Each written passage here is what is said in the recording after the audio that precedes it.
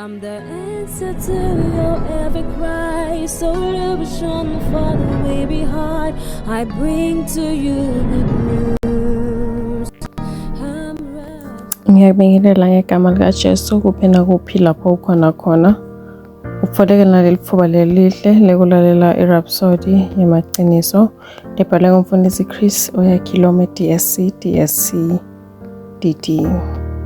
Namuhla ke ngolesithathu dingemashumi 23 ku-2025 umfundisi usifundisa ngokuthi ngaletinye itikhathi uthi ngakubinza. Amen.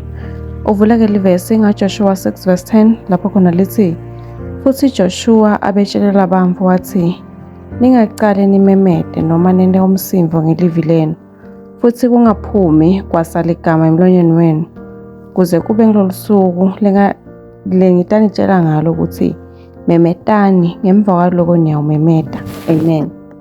Umfundisi uthi ngesikhathi uNkulunkulu aphumela abamfana baka-Israyeli ukuthi badzilide timvonga taseJerikho, wabanika lisu wathi kubo, hambani nidungelete iJerikho kanye ngelilanga emalanga lasikhombisa. Waphindze wabayala ngaJoshua ukuthi bathule, bengafuni ukuthi kube khona lo ngabatako noma lobutako.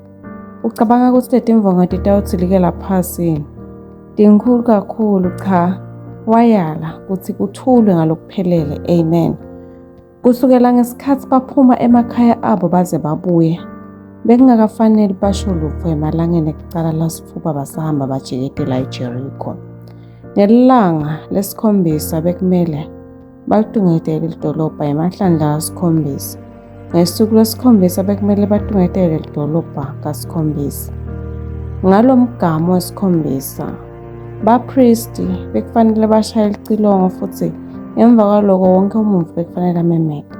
Benda njengoba uNkulunkulu ayalile, futhi noma bebangenato timvo tekusebenta kwehlisa leto timvongo tawela phasi nome kunjalo. Amen. uNkulunkulu wabayala ukuthi babinze kuze kube lilanga lesikhombisa, ngabe angafuni ukuthi bakhulume kungakakholwa lokutawucima ukukholwa kwabo. Ngalesinye isikhathi kufanele uthule uma ulwa kamadima kude ukholwe lokho uNkulunkulu lakushilo.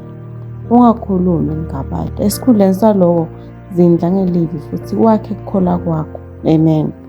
Lena ngulenye indzawo lapho kudla nako kuyinzunzo kakhulu.